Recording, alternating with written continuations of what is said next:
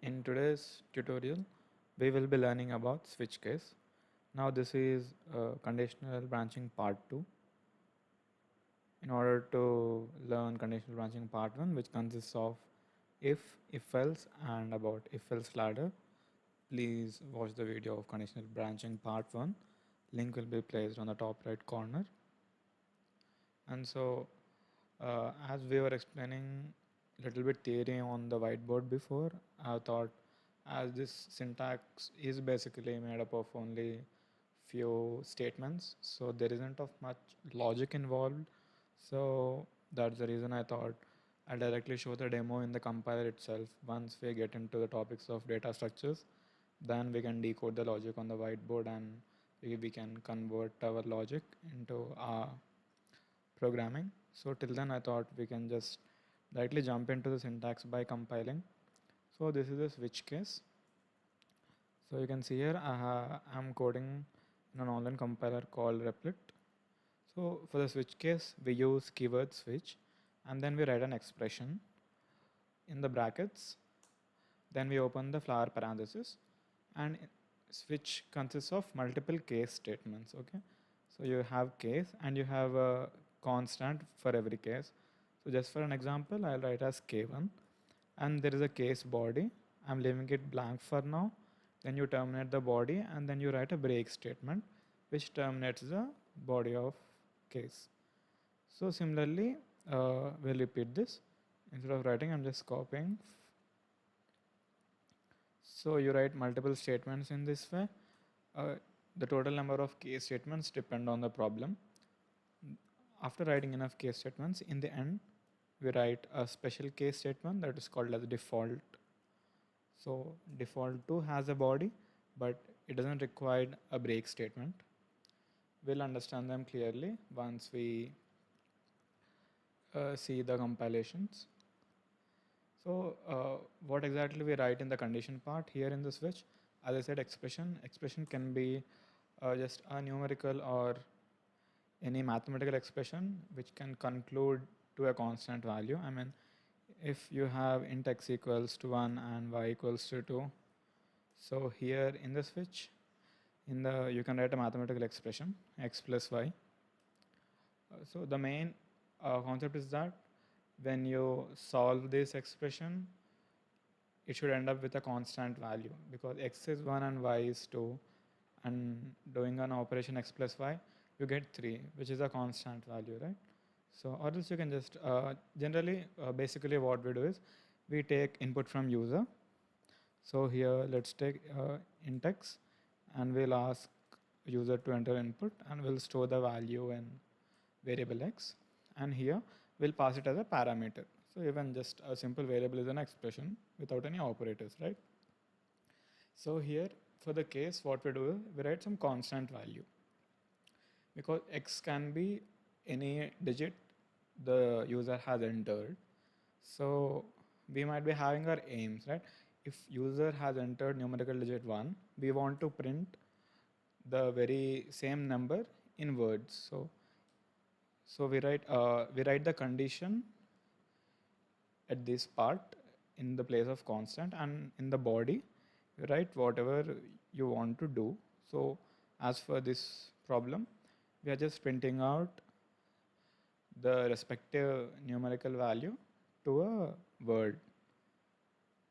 So 1, and then you end the statement, and for case 2, then so similarly it's I just do for everything.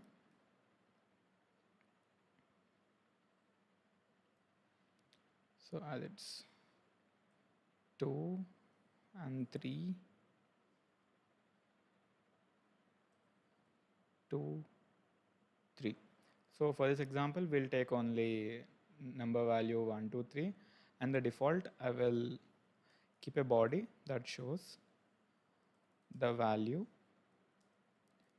entered are neither 1, 2, 3. So let me keep it as the default statement for now.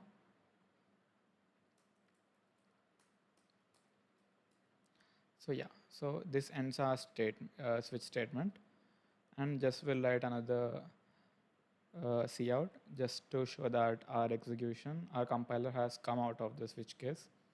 So let's keep it as out of switch. And here, to make just a little user friendly experience, we'll write enter a digit, and we'll take the input, and yeah, that's it. Now let's just run this program, and we will slowly decode a few of the variations of this very switch case. So I have just run it and enter a digit. So I'll enter first numerical value 1 and enter. So the output is 1 and also out of switch, which means that our compiler has executed the body of case 1 and it did print 1, and also after the execution has come out of the switch case entirely, and then the normal execution of cout, which is present outside the switch case, is executed. So now let's uh, try for another. Okay, first we'll understand how exactly this happened. So initially we have taken a variable of integer type, and then we asked a user to enter a constant value, integer constant, and then we stored the value in the variable x. Then we pass the variable x as parameter for switch case. So now switch consists of multiple case statements. What exactly case does is it compares the constant value that's there with the case and the parameter which is passed. If the parameter that is passed and the constant value that is beside case are to be equal, then the body of the respective case is executed. I mean, for the very same example, if we give a input as 2, so here enter a digit and are given input 2. So we got the output 2 and out of switch. We didn't get the output as 1 because the x stores the value 2, right? So it's basically compares 2 and case 1. Like it compares like 2 equals to 1. It's false, so it doesn't enter into the body of case 1. So it checks for another case. As x holds 2 and 2 equals to 2, as it's true, then the body of case 2 is executed. So that's how 2 is printed. And as there is a break statement, so what does a break statement do is, once a break statement is encountered by the compiler, soon the compiler terminates its execution for that body. Now for the complete switch, it is the body, right? So once this is the complete body for the switch. So once it finds any break statement in the body, it skips the entire body at that very point and it starts its general execution. So that's how we always get an output out of switch. So now what if we don't have a break statement in between? So let's remove this break statement. Now this is the importance of break statement, like why you should keep break statement in switch. Now we'll run with the very same input. We'll take input 2.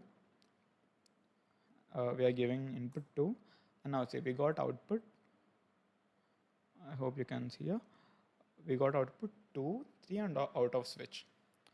So the thing is, switch case bodies are connected in some way.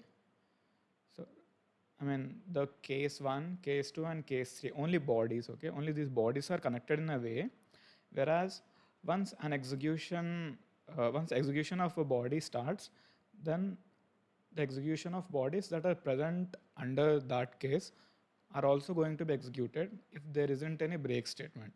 As for the case 2, we have removed a break statement. So now the body of case 3 is also executed. No matter the input is not 3, no matter the x is not equals to 3, the body of case 3 is executed, because once a once the execution enters into any of the case body, the bodies under that case are going to be executed sequentially until and unless there is a break statement coming. So here we can see a break statement for case 3. So that's the reason once the body of case 2 and case 3 is executed, as the compiler has found out a break statement, it has come out of the switch case and then the cout out of switch is executed. So that's the importance of break statement.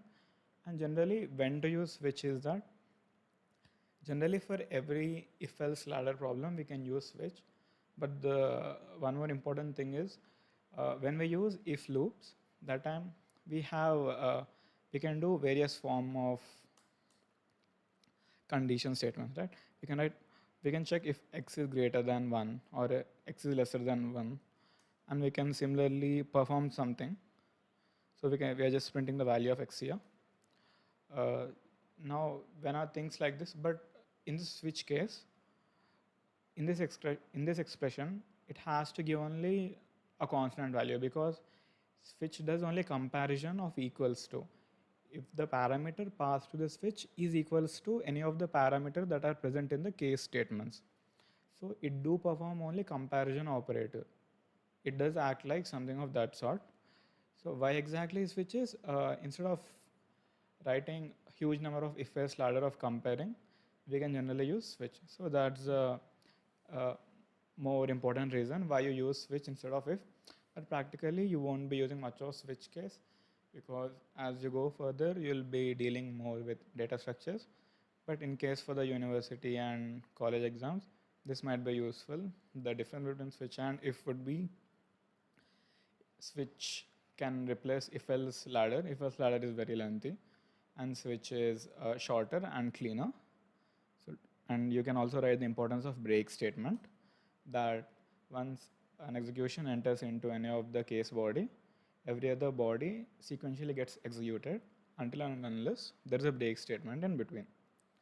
So if, okay, now let's also check for the default input. Now what if we give an input which is not falling under any of the case statements? So as we have given only case 1, 2 and 3, so let's give an input value 4. As it's not there, then the default one is executed. So the output will be the value entered are neither 1, 2, 3. The reason we didn't write break for the default is that default is the last statement of the switch. So no matter it doesn't break, it's the end of the switch, right? So it automatically breaks. So even writing a break won't be any problem, but practically it's no use. So that's the reason we don't write it. Now the disadvantage of switches, it does only comparison, but whereas in if you can do multiple comparison operators like less than, equals to, greater than, not equals to, but in switch the thing is it only checks for equals to, the parameter in the switch and the parameter in the case statements. So that's it. Thank you. Let's meet in next video where we'll be talking about iterative loops.